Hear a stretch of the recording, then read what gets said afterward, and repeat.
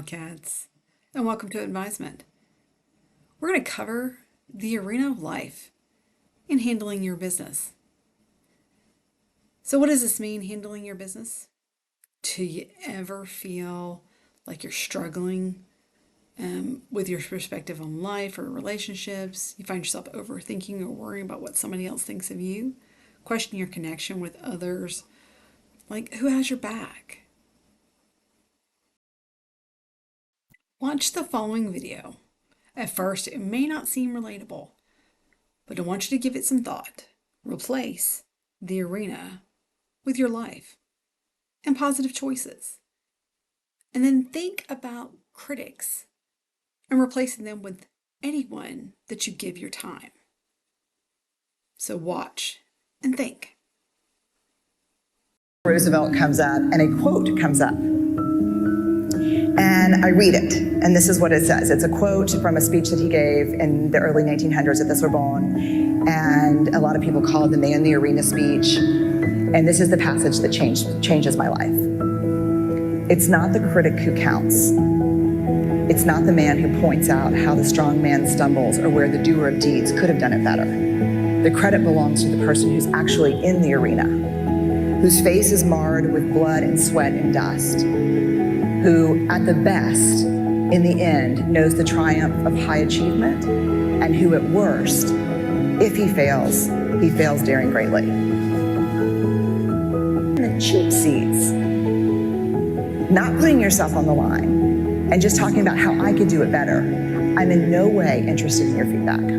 The arena's right there, you can see it, the light's there. And the fear is this: I'm scared, a lot of self-doubt, comparison, anxiety, uncertainty. And so what do most people do when they're walking into the arena and those things are going to greet them up top? What do? You armor up, right? This is where I would imagine the old days that they got all their stuff on. But God, that stuff is heavy, and that stuff is suffocating. And the problem is, when you armor up against vulnerability, you shut yourself off. And I've said this to audiences before, but I have never said it to an audience where it is more true than today, the second. When you armor up in this hallway, you shut yourself off from everything that you do and that you love. Because vulnerability is certainly a part of fear and self-doubt and grief and uncertainty and shame, but it's also the birthplace of these. It's the birthplace of love, of belonging, of joy, trust, empathy, creativity, and innovation. The three seats that will always be taken when you walk into the arena, when you share your work with someone, the three seats that will always be taken are shame, scarcity, and comparison. Shame, completely universal human emotion. We all have it. It's that gremlin that whispers, you're not enough. Or if you're feeling pretty confident, like this is, I went through this when Scott was talking, I went back and forth from like a ping pong table with gremlins, back from, oh my God, I'm not enough, to, I can do this, I can totally do, oh, who do you think you are? Shame always has a seat. The other seat that's always taken is scarcity. What am I doing that's original? Everyone else is doing this. 150 people are doing it who are better trained than I am. What am I contributing? Does this really matter? The third seat, always comparison. How many of you ever struggle with comparison? Comparison is always there. The fourth seat I left open for you. You gotta know who's in the fourth seat. Is it a teacher? Is it a parent? The thing is, I don't care what people think. I don't worry about the critics in the arena. Sends a huge red flag up for me. When we stop caring what people think, we lose our capacity for connection. When we become defined by what people think, we lose our capacity to be vulnerable. Not caring what people think is its own kind of hustle. Trust me. So rather than locking these folks out from the arena, what I'm going to invite you to do, this way maybe, is reserve seats for them. To say, I see you, I hear you, but I'm gonna show up and do this anyway. And I've got a seat for you and you're welcome to come, but I'm not interested in your feedback. The other piece that's tough is, to me, if you're gonna spend your life in the arena, if you're gonna spend your life showing up, really showing up, there's a couple things that you need. The first is a clarity of values. You have to, I know, when I came out here, I knew I could screw this completely up. I could get booed off stage, bad things could happen, but I don't have a choice because if courage is my value, I have to do this. Whether it's successful or not is irrelevant. So a real clarity of values is important. The other thing is you gotta have at least one person in your life who's willing to pick you up and dust you off and look at you when you fail, which hopefully you will, because if you're not failing, you're really not showing up. But who is willing to look at you when you fail and say, man, that sucked. Yeah, it was totally as bad as you thought.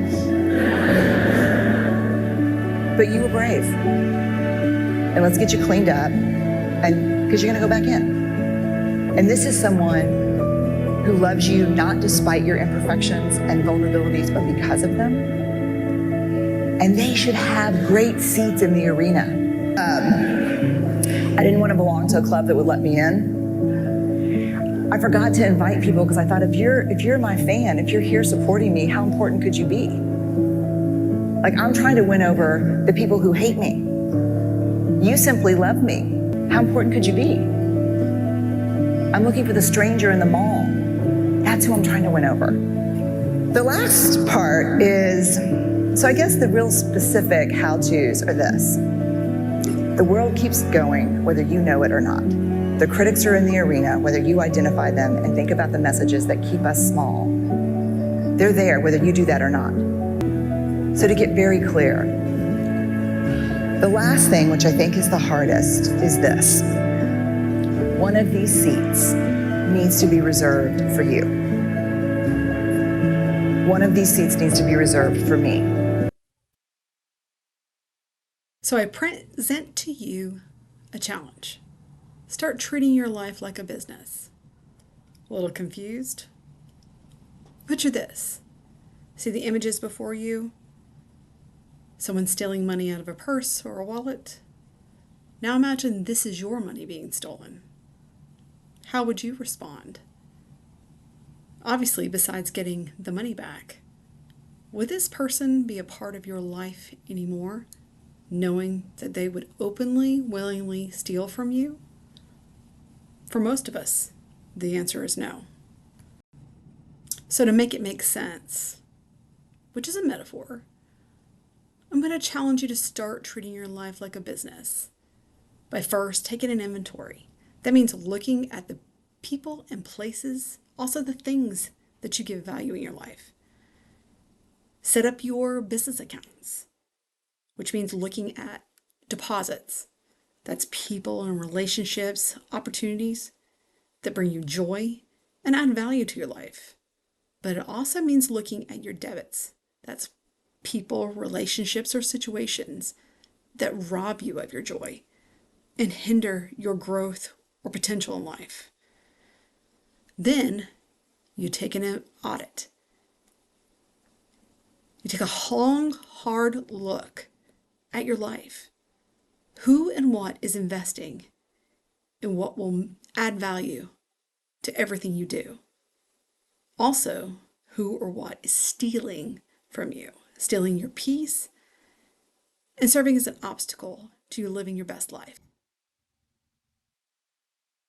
Now that you have created your inventory, you have set up your accounts, and you've conducted your audit, it's time to focus on growing your business, growing your life. You do that by focusing your energy on things that create deposits or investments, people, relationships, opportunities that add value. This would be your VIP section, your official cheering section in your life. But it also means looking to limit your debits to acceptable losses. That's anything or anyone that robs you of your joy or limits your ability to thrive. This can be what we love, but may leave us empty. A good place to start is to look at what you tolerate, because the absence of a no is a yes. It's also referred to as passive permission, letting things go that still have an effect on you. And it's also a lack of boundaries, making sure that you teach people how to treat you and what is acceptable and what isn't. Starting your focus here will allow you to grow that business into nothing more than a successful life. Good luck.